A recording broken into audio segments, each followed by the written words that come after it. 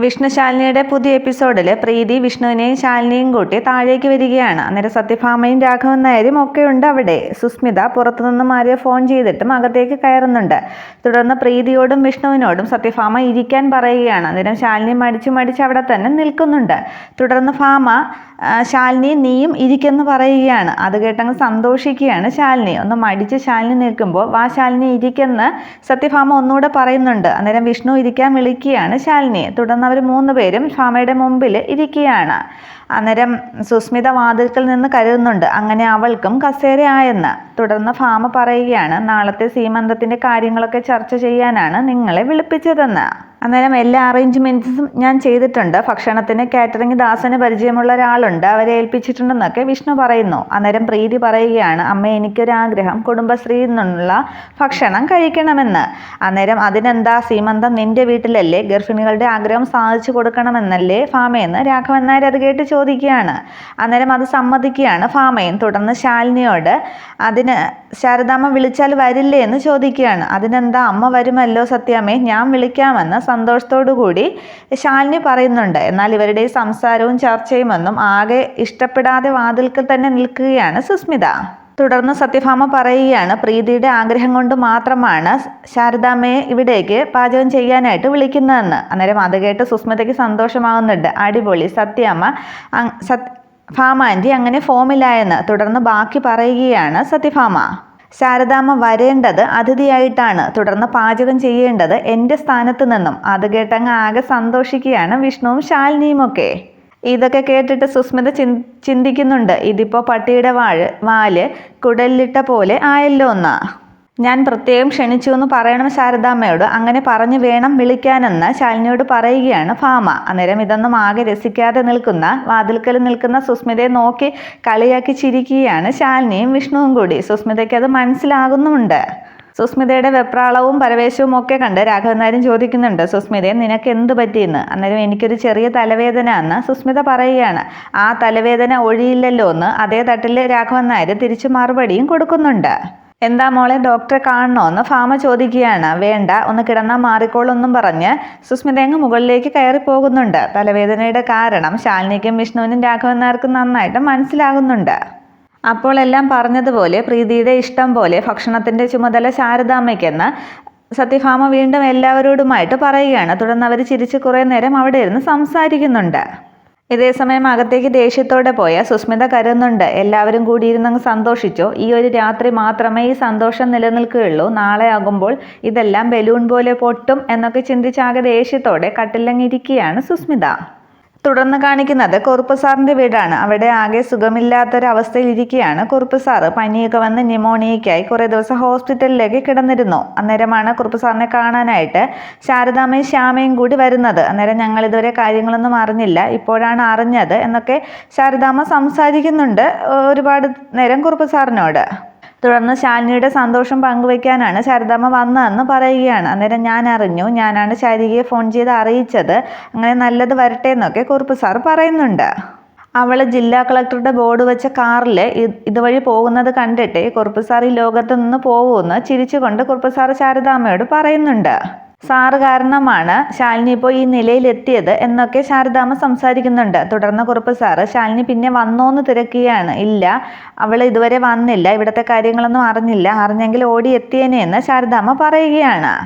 തുടർന്ന് ഞങ്ങളിപ്പോൾ ശാലിനിയുടെ വീട്ടിലേക്കാണ് പോകുന്നത്. അവിടെ വിഷ്ണുമോൻ്റെ അനിയത്തി പ്രീതിയുടെ സീമന്തമാണ്, പാചകമൊക്കെ ഞങ്ങൾക്കാണെന്ന് ശാരദാമ്മ പറയുകയാണ്. അന്നേരം ചന്ദ്രമതിയോട് കുറുപ്പ് സാറ് അലമാരിയിരിക്കുന്ന പേന എടുത്തു കൊണ്ടുവരാനായിട്ട് പറയുകയാണ്. രാഷ്ട്രപതിയുടെ കയ്യിൽ നിന്നും മികച്ച അധ്യാപകനുള്ള അവാർഡ് വാങ്ങുമ്പോൾ എനിക്ക് കിട്ടിയതാണ് അത്, ഇത് ശാലിനി മോൾക്ക് കൊടുക്കണം എന്ന് പറഞ്ഞ് ശാരദാമ്മയെ ആ പേന ഏൽപ്പിക്കുകയാണ് കുറുപ്പ് സാറ്.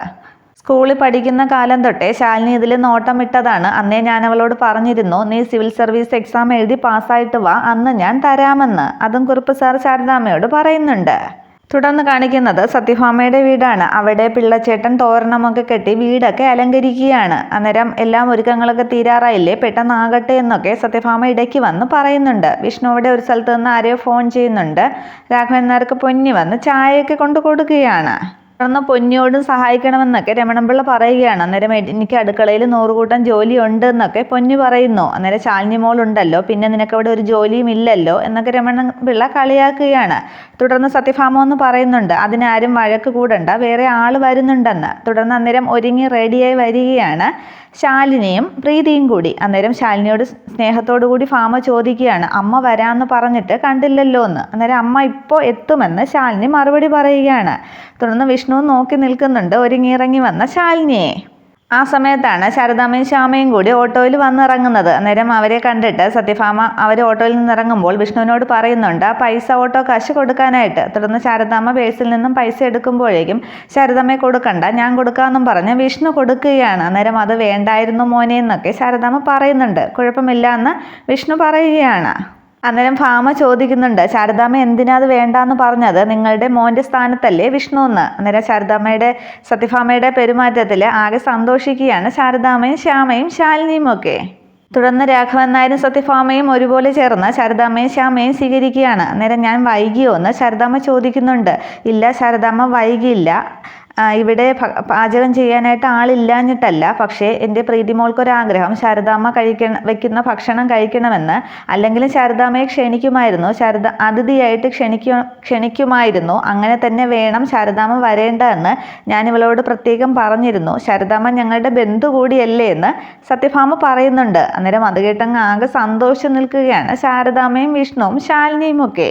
തുടർന്ന് കയ്യിലുള്ള കവറിലൊക്കെ എന്താന്ന് സത്യഭാമ ചോദിക്കുന്നുണ്ട്. വയറ് കാണുമ്പോൾ വെറുതെ വരാൻ പറ്റുമോ, എത്ര മാസമായോ അത്രയും കൂട്ടം പലഹാരങ്ങളുണ്ട്, കുടുംബശ്രീയിൽ തന്നെ ഉണ്ടാക്കിയതാണെന്ന് ശാരദാമ്മ പറയുകയാണ്. അന്നേരം അത് പെൺവീട്ടുകാരല്ലേ ചെയ്യേണ്ടത് ശാരദാമ്മയെന്ന് സത്യാമ്മ ചോദിക്കുകയാണ്.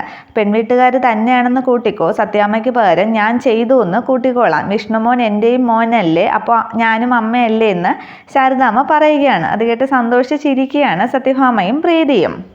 വിഷ്ണു എനിക്ക് മോനാകുമ്പോൾ പ്രീതിമോള് എൻ്റെയും മോളല്ലേ എന്ന് ശാരദാമ്മ പറയുന്നുണ്ട്. ആഹാ, ഉരുളയ്ക്ക് ഉപ്പേരി, അപ്പോൾ സ്നേഹത്തിൻ്റെ കാര്യത്തിൽ ശാരദാമ്മയെ ജയിക്കാൻ നീ ഒത്തിരി ബുദ്ധിമുട്ടും ഭാമയെന്ന് പറഞ്ഞ് ചിരിക്കുകയാണ് രാഘവൻ നായർ. അത് കേട്ട് സത്യഭാമയും അങ്ങ് ചിരിക്കുന്നുണ്ട്. ശാരദാമ്മ തന്നെ പലഹാരങ്ങൾ എടുത്ത് എല്ലാവർക്കും കൊടുക്കണം, അകത്തേക്ക് വാന്നും പറഞ്ഞ് വീണ്ടും വിളിക്കുകയാണ് സത്യഭാമ. അന്നേരം ശാരദാമ്മ അകത്തേക്ക് പോകുന്നുണ്ട് ശ്യാമയും കൂട്ടി. തുടർന്ന് ശാലിനിയോട് നീയും ചെല്ലെന്ന് സ്നേഹത്തോടു കൂടി സത്യഭാമ പറയുന്നുണ്ട്. പോകാൻ നേരം പ്രീതിയോട് പ്രീതി വരുന്നില്ലേ എന്ന് ശാലിനി ചോദിക്കുന്നുണ്ട്. ഞാൻ എന്നും പറഞ്ഞ് പ്രീതി അങ്ങ് മടിച്ചു നിൽക്കുകയാണ്. അപ്പോൾ ശാലിനി പറയണം, ഓ എനിക്ക് മനസ്സിലായി, ആൾ വരുന്നത് നോക്കിയിരിക്കുകയാണല്ലേ എന്ന്. അന്നേരം ഒന്ന് പോ ശാലിനി എന്ന് പറഞ്ഞങ്ങ് ചിരിക്കുകയാണ് പ്രീതി. അത് കേട്ട് സത്യഭാമയും വിഷ്ണുവും കാര്യം മനസ്സിലായി ചിരിക്കുന്നുണ്ട്. ഈ സമയത്താണ് അർജുൻ കാറിൽ വന്ന് ഇറങ്ങുന്നത്. അർജുനെ കണ്ടിട്ട് ആഹാ, ആള് വന്നല്ലോ എന്ന് വിഷ്ണു പറയുന്നുണ്ട്. അർജുൻ മാത്രം കാറിൽ നിന്നും ഇറങ്ങുന്നത് കണ്ട് വസുമതി ഇല്ലല്ലോ എന്ന് സത്യഭാമ മനസ്സിൽ കരുതുകയാണ്. തുടർന്ന് അർജുനെ കണ്ട് ഓടി അടുത്തേക്ക് ചെല്ലുകയാണ് പ്രീതി. തുടർന്ന് അർജുനെയും കൂട്ടി പ്രീതി അകത്തേക്ക് കയറുമ്പോൾ വസുമതി വന്നില്ലേ എന്ന് ഭാമ തിരക്കുന്നുണ്ട്. അമ്മ എത്താമെന്ന് പറഞ്ഞിട്ടുണ്ട്, ഇടയ്ക്ക് അർജന്റായിട്ട് എവിടെയോ പോകണമെന്ന് അർജുൻ പറയുകയാണ്. അന്നേരം ഭാമ പറയുന്നുണ്ട്, നീ അർജുനെ കൂട്ടി അകത്തേക്ക് ചെല്ല്, കഴിക്കാൻ എന്തെങ്കിലും കൊടുക്കുന്നൊക്കെ. അങ്ങനെ അർജുൻ്റെ കൈയും പിടിച്ച് പ്രീതി അകത്തേക്ക് കയറുമ്പോഴാണ് സുസ്മിത പുറത്തേക്ക് ഇറങ്ങി വരുന്നത്. അന്നേരം ഒന്ന് നിൽക്കുന്നുണ്ട് അർജുനും പ്രീതിയും. പക്ഷേ സന്തോഷത്തോടു കൂടി തന്നെ പ്രീതി അങ്ങ് സുസ്മിതയെ നോക്കി നിൽക്കുന്നുണ്ട് അർജുൻ്റെ കൈയും പിടിച്ച്. പറഞ്ഞതുപോലെ ഇവനെ വസുമതി ആൻറ്റി വിട്ടോ എന്ന് സുസ്മിത അന്നേരം മനസ്സിൽ കരുതുന്നുണ്ട്. തുടർന്ന് സുസ്മിതയെ അങ്ങ് മൈൻഡ് ചെയ്യാതെ അകത്തേക്ക് രണ്ടുപേരും കയറിപ്പോകുകയാണ്.